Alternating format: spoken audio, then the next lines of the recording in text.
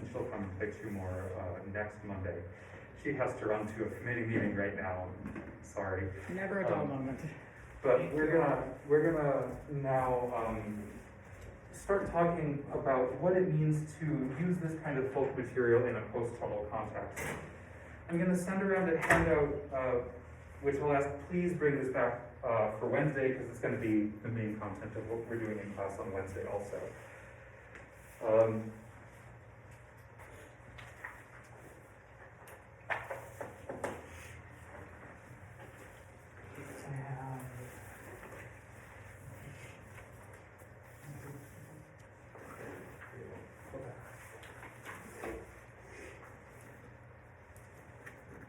So right off the bat, I think one way in which it's pretty clear why post-tonal composers might be interested in working with folk songs from different musical traditions is that a lot of them use scales and kinds of tonality that are pretty different from classical, like Mozartian tonality. The Hungarian minor scale that Dr. Subotic mentioned at the beginning of class is what we know as the double harmonic scale. And so when we get to analyzing Jelen Jelen, that's going to be one thing we think about is what is the song and what is the arrangement doing with the double harmonic scale. But this is generally going to be the case, is most folk traditions don't work with all the same resources as classical tonality. So, for example, one of the composers that we've studied already this semester, the Hungarian composer Béla Bartók, in addition to being a composer, was also essentially an ethnomusicologist. He spent a lot of time traveling around, not only in Europe, but also in North Africa, listening to and studying different musical traditions and transcribing what he was hearing. And he published a lot of folk song transcriptions over his career. On the front page of the handout that I provided for you, this is just one excerpt from his Serbo-Croatian folk songs. Serbo-Croatia being essentially the region that we now call the Balkans, which in the Soviet era was called Yugoslavia. So exactly the same cultural region that these folk song arrangements that Dr. Subotic commissioned are from.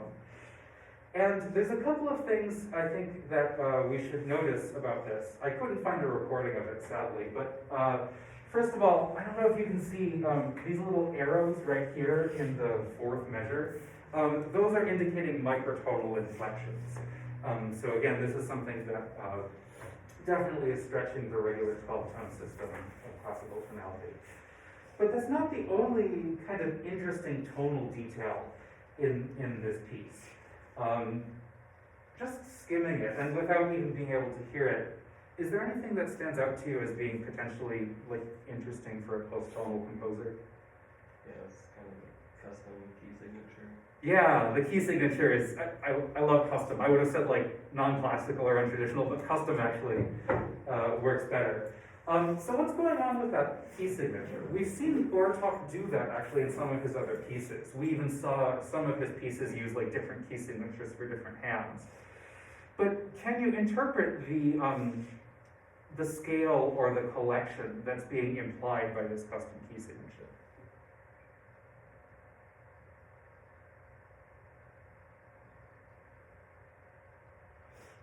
It is something that we should be able to put a label to. Especially if you remember the video lectures from earlier in the semester. But you probably don't even need to think back to them to come up with a description. It kind of sounds like F melodic minor, maybe. Yeah, exactly. It's F melodic minor. If you think about it, this is a B flat key signature, would just be F major. And so we've added just one extra flat, A flat, which takes us from having a major third above F to a minor third above F. And so, basically, a major scale, but with a lower third, that's the ascending form of melodic minor.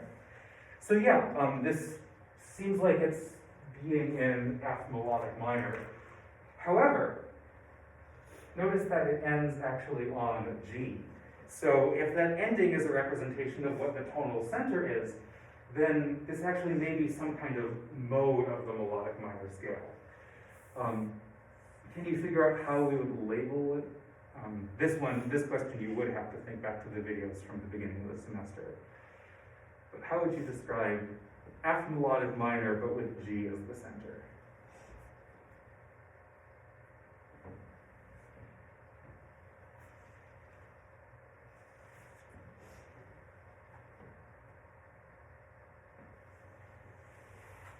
So there are some scales that there are just traditional names for, like Phrygian dominant or whatever. This is not one of those. So there isn't a specific name for you to remember.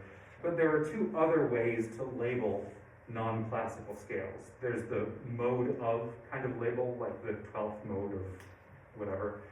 And there's also calling things like Phrygian sharp 3, which is another name for Phrygian dominant.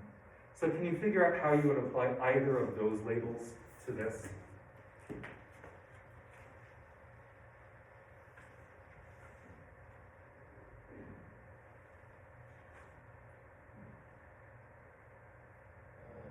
If G is the center. If G is the center, yeah. Like Phrygian, like sharp 6. Okay, yeah, so this is kind of like Phrygian sharp 6. If G is the center note, then we've got A flat, which makes it kind of like Phrygian. But then we've got E natural, not the minor form of scale 3/6. So Phrygian sharp 6. You could also call it Dorian flat 2. The label Dorian would communicate the raised 6, and then the flat 2 communicates that there's that lower A. Personally, I kind of prefer the Dorian flat 2 label because I think that really highlights what's probably going to be the most distinctive part of the sound of this piece, which is the A flat right here. And given that that's kind of the signature that Bartók chose to work with, I don't know, I think the A flat also kind of highlights the flat 2 as the unusual detail in the piece.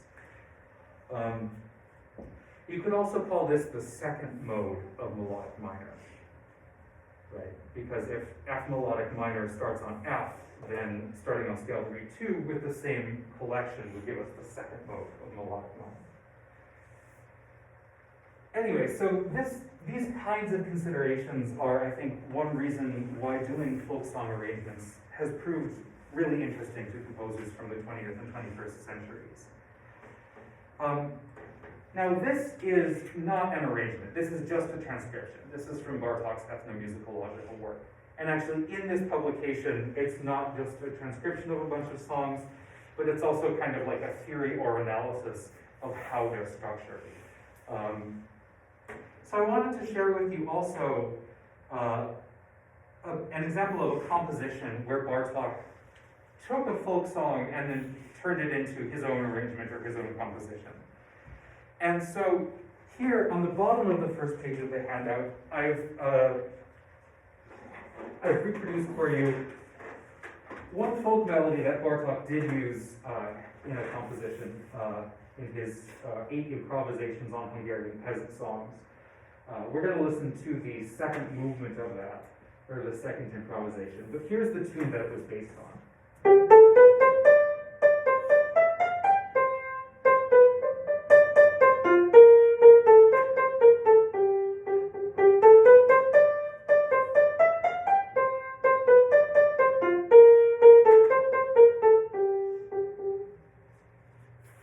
And just thinking about like that as musical material, what stands out to you? Again, there are some ways in which it's not quite classically tonal.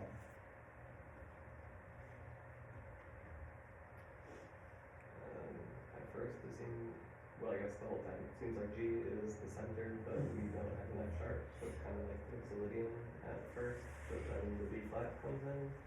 Okay. Yeah, great. So this feels like it's using diatonic modes, but not Ionian or Aeolian. At first it's like G major, but with a lower scale 3/7. You're right, that's Mixolydian. And then it almost kind of seems like once we tilt over into Mixolydian, it goes a little wild and then decides to also lower the third, which gives us something a little bit more like a Dorian character to the music. So, Dorian on G, right? Dorian on G, yes. So not only are we using diatonic modes, we're using kind of two different diatonic modes, and that gives us a potential clash between B natural and B flat, the two different thirds of the scale. And that's a resource that Bartók draws out in his improvisation on this tune. So if you flip the page over,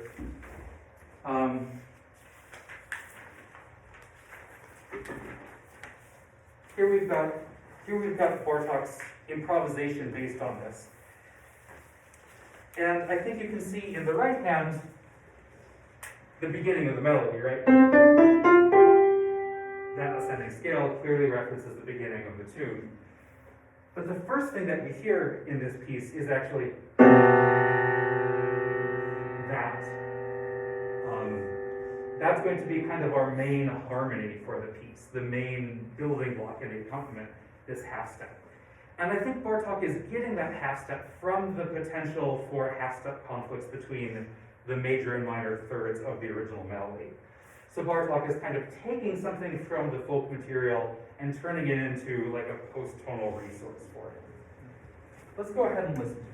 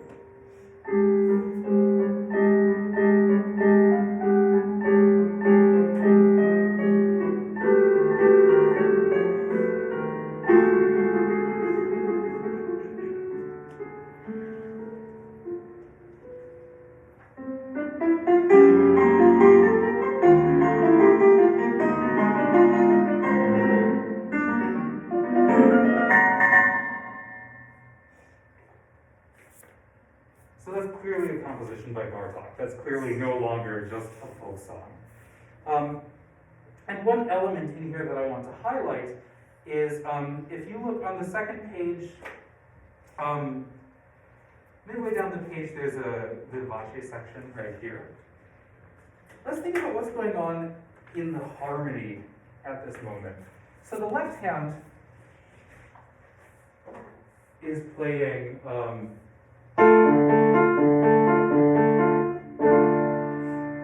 nice D minor chord, right? And what's the right hand doing over that? So it's giving us kind of another dissonant cluster, which is also going to clash with the D minor harmony in the left hand. Can we analyze why that particular clash? Like, why should the right hand play that specific cluster and not any other random bad sounding combination of notes?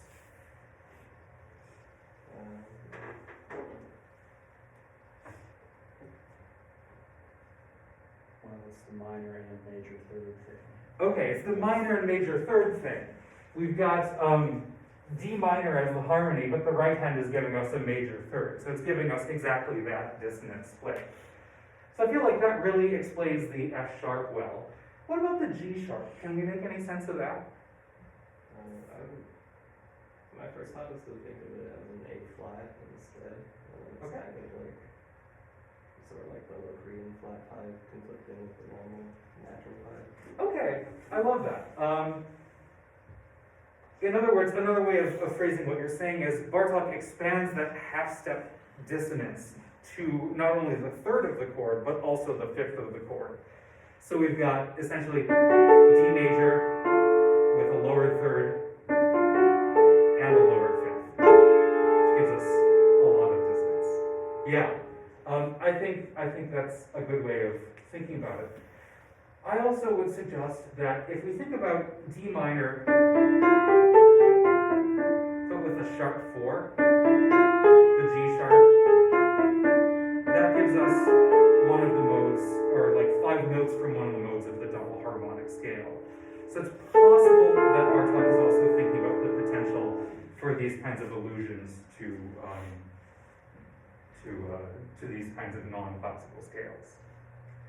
Anyways, that's all the time that we have for today, but please bring this handout with you on Wednesday because we're going to keep working through it then. Thanks, everyone.